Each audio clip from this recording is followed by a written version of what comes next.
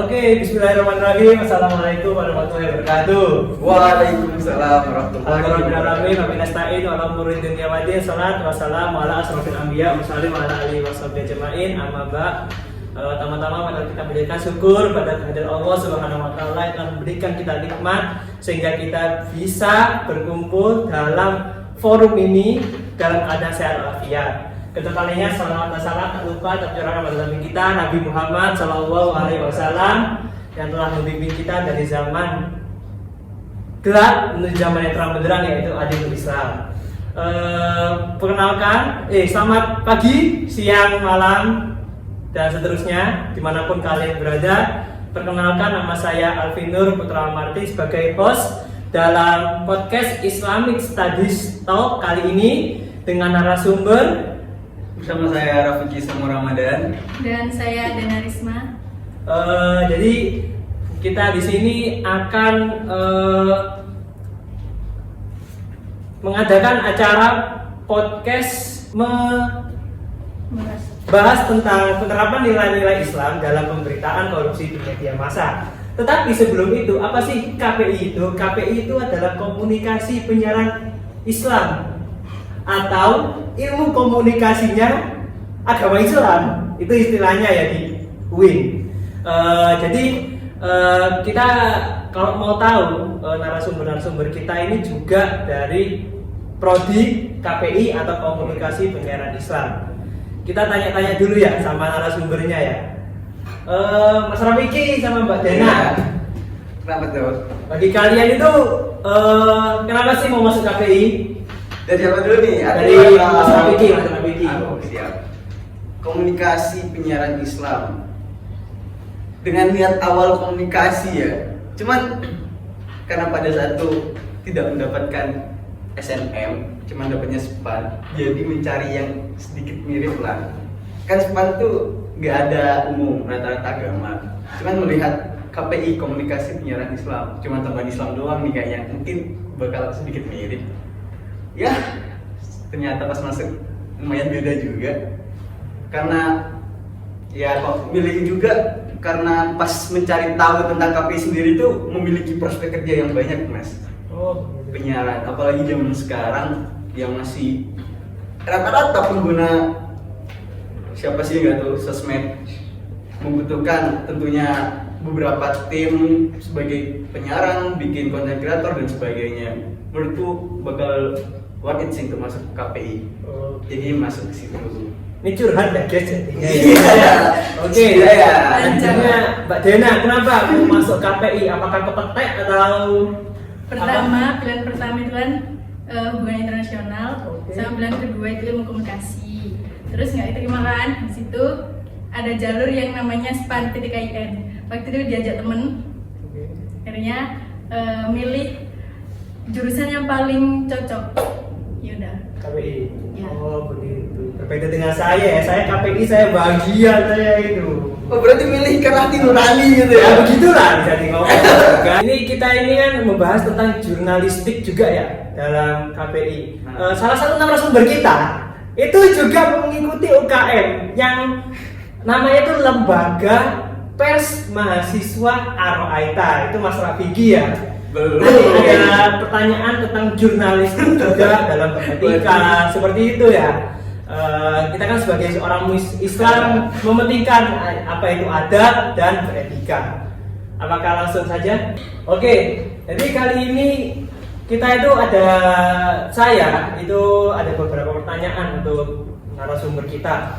Dari dalam novelty itu membahas korupsi, berjurnalistik dan lain-lain. Menurut saya Indonesia perkembangan ekonominya itu ya bisa ngomong pesat, tetapi kok masih banyak ya angka kemiskinannya. Bagaimana korupsi itu ya di Indonesia tuh korupsi itu pesat atau dikit orangnya, minoritas bla bla bla. Korupsi di Indonesia, Mas. Bagaimana sih korupsi di Indonesia itu? Apakah perkembangannya itu ya perkembangannya pesat? Alhamdulillah ya sampai perkembangannya pesat di Indonesia. Dan bagaimana sih cara menanggulanginya? Kan kita pernah dengarkan juga KPK. Dalam KPK aja sebuah institusi pemberantasan korupsi itu aja ada orang yang berkorupsi. Nah itu bagaimana itu bagi Anda? Menurut Anda wis bagaimana? Korupsinya kan? Korupsinya itu bagaimana? Ya udah, ya tentang isu-isu politik tentang korupsi ini gak bakal selesai gitu. Walaupun sampai KPK sendiri yang Mas bilang masih ada orang tikus di dalamnya. Gitu ya. Secara untuk memberantainya sendiri pun orang-orang ingin memberantai pun tidak ingin memberantai, paham gak sih? Kayak nih memang punya keinginan pribadi dari mereka, ya maupun tingkat untuk kenaikan korupsi sendiri mungkin ya semakin tahun semakin tinggi, dan karena yang biasa melakukan itu adalah yang mencengangkan ya politisi-politisi muda yang bergerak dengan kata seno itu korupsi tapi mereka melakukannya gitu. Iya. Itu seorang mungkin ya unus lah, kalian semua tahu lah. Dan cara dan cara apa menanggulanginya pun sendiri susah. susah. Saya mau susah ya. Bahkan mungkin ya kalau kalian tahu tentang konspirasi Presiden kita Gus Dur yang ingin merubah isi dalam dunia politik yang dengan niat tujuan memberantai tikus-tikus itu, pada akhirnya Gus Dur diturunkan karena mereka semua tahu kalau itu terjadi, mereka yang punya keinginan pribadi ini pun bakal susah untuk mendapatkan itu, tidak bisa berkorupsi bikin cuaks untuk menanggulangi. Sulit ya untuk berantas Ya. para koruptor itu. Di Cina sendiri kan para koruptor itu bisa ngomong tembak mati ya. Ya. Nah, dihukum mati. Sedangkan kita di negeri Wakanda ini ya nggak mungkin para koruptor itu ditembak, mungkin di tempat Dulu di penjara ya. Nah, karena Begitu tetap Pak Dena ya. karena tetap ya. Itu koruptor itu. Saking baiknya Indonesia tuh sangat menjaga HAM-nya gitu. Tetap manusia itu diberi kenikmatan Walaupun dia itu bersalah. nah, nggak Oke, kita apa-apa. lanjut. Pertanyaan kedua ya. Ini karena durasi tadi kita membahas korupsi itu panjang, kita langsung saja ke pertanyaan kedua. Bagaimana sih beretika dalam berjurnalistik? Karena tersangka yang melukai jurnalistik dan reporter, para jurnalistik dan para reporter itu akan terkena undang-undang dan bisa terjerumus ke dalam penjara. Oke, menurut narasumber, bagaimana sih beretika yang baik dalam berjurnalistik? Mungkin siapa yang mau menjawab? Mbak Dena nih kayaknya nih. Mbak Dena ini, oke. Dia diam-diam Mungkin nanti kalau mengikuti lembaga pers ya. Mas Rafiki bisa menambahi, nggak apa-apa. Beretika dalam Berjurnalistik. berjurnalistik. Yang pertama, si reporternya harus mengetahui dalam peraturan berjurnalistik yang ada di kode etik jurnalistik. Di situ berisi tentang seperti panduan-panduan dalam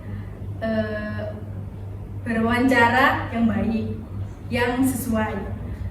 Karena yang terjadi di Indonesia saat ini tuh berita-berita itu kebanyakan beredar yang nggak sesuai dengan faktanya. Dan Wah, biasa apa ya, jurnalis zaman sekarang tuh lebih mementingkan clickbait pada judul Iya. berita Betul. dan tidak sesuai dengan apa yang diberitakan di dalamnya. Itu parah dan itu sangat tidak sesuai kode etik. Lebih mencari penonton ya daripada kebenaran ya, begitu ya Mas Edi? Ya. Oke. Untuk saat ini seperti itu. Lalu Jadi tadi yang pertama harus mengetahui peraturan dalam wawancara. Menurut para narasumber, bagaimana sih cara bersikap ya kepada kepada yang kita mau wawancarai, kepada narasumber ya? Itu bagaimana sih bersikap yang baik menurut kalian? tentu ya dalam kode etik jurnalistik pasal 1 pun bahwa wartawan Indonesia yang bersikap independen menghasilkan berita yang akurat, berimbang dan tidak beretikat buruk.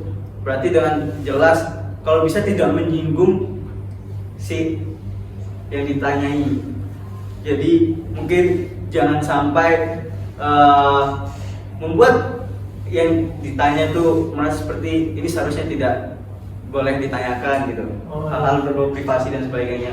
Cukup kepada apa To the point, kasusnya, to the point saja. Oke. dan ya itu bisa diolah jadi berita. Tentu tanpa menambah-nambahi ya, itu tidak boleh menambah-nambahi yang hal yang bukan dari kasus tersebut. Itu tidak boleh, sangat menyalahi karena itu beritikat buruk kepada yang ditanya.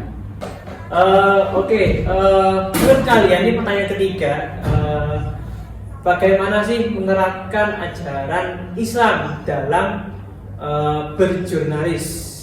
Monggo siapa yang ingin menjawab? Mbak? Oke, dalam berjurnalis itu harus menggunakan seperti yang diajarkan oleh Islam, menggunakan tutur kata yang baik, yang sopan, tidak menyinggung.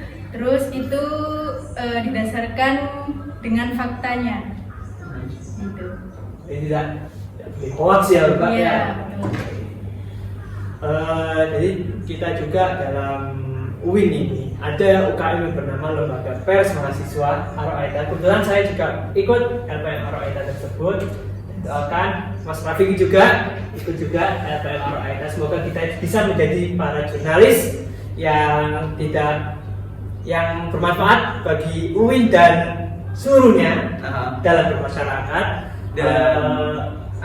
Dan semoga kita yang akan menjadi lembaga pers ini dapat menerapkan nilai-nilai ajaran Islam dan tidak mengolah seperti itu. Dan mungkin itu saja podcast dari kita. Oke, terima kasih untuk kalian para penonton, malam, pagi, siang, sore, malam. Dari kita nun wal polami wa mayas turun undur makola walatan depan pola. Saya Alvin Putra Martin, saya Rafiki Somu Ramadan, Dan Dena Isma. dan tim kreatif kita. Oke, tidak ada. Bapak tidak ada siapa-siapa. Terima kasih. Wassalamualaikum warahmatullahi wabarakatuh.